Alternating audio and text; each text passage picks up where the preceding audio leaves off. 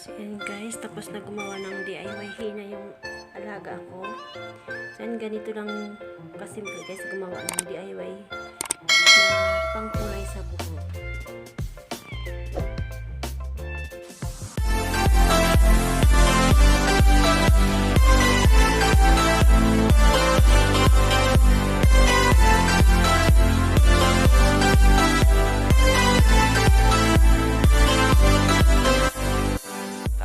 Years later. So yan guys, mag-i-start na yung alaga ko mag-gawa ng hina. Ito yung mga kailangan. Hindi ko siya na-prepare, so utay-utay na lang yung inaano yung kanyang kailangan. Yan, ito yung una niyang ginawa. Nilagay niya yung mga ano din sa kaserola, yung rosemary. Ganyan nakarami, tsaka tatlong tapos karampan, ganyan sa karami guys, siguro mga ano yan, mga 8 piraso o 6, ganyan. Tapos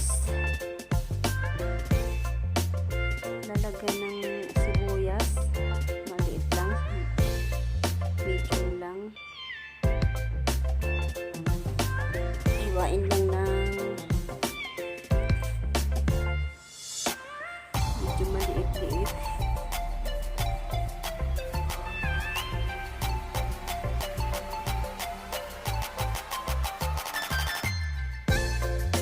Pagkatapos ay lalagyan ng tubig. Tansya lang din, mga kalahati nilagay dyan. Pang dalawang ulo na ang kukulayan. Tansya na lang din kung gaano karami yung kayo na lang mag-adjust ng tubig, ng ano ay ng hina. Lalagyan na ng tubig bago pakukuluan siya ng 2 minutes. After siyang mapakuluan ng 2 minutes, palalamigin siya bago imimix na siya dun sa ano guys, sa hina. So yun, dito naman guys sa isang bowl, naglagay na siya ng hina powder, 2 spoon na coffee,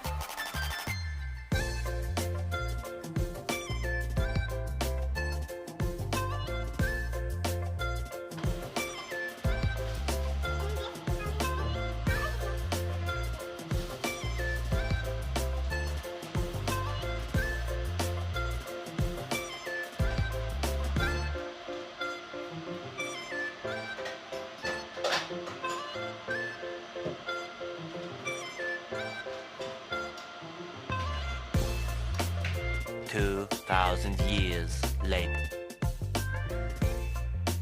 So yun guys, okay na yung ating pang-sabaw sa hina. Palamigin lang muna natin siya bago siya i-mix din sa hina powder. Yan yung hina powder guys. So set aside lang muna natin, iwan muna natin hanggang sa lumamig. Babalikan na lang ng pagka lalamig na. So yung meron din palang mayonnaise na kasali, tansya na lang din. So yun, siguro mga 2 spoon, okay na din sa ganyan karami na ano, na panghina. 2 spoon na tablespoon, 2 tablespoon na ano, na mayonnaise ang nilalagay.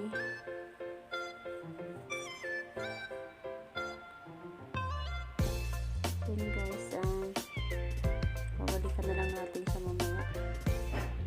I-transfer ko dito yung itong sabaw sa hina para mabilis lumamig. Yan. Pinapabidyoan sa akin after matapos to para itong upload ako. Kaya kailangan natin lamigin agad. Sabi natin sa lamig na bowl. Maganda to guys kasi organic siya guys. May benefit siyang maibibigay sa buhok. Kasi yung bawang, sibuyas, yung tea at saka yung rosemary, meron siyang benefit sa buhok, nakakapagpa ano siya sa buhok, sigla. Yung baho ay yung sibuyas, nakakakapala siya ng buhok, pero syempre hindi naman isang lagayan mo lang kakapal na yung buhok mo. Kailangan yung sibuyas guys.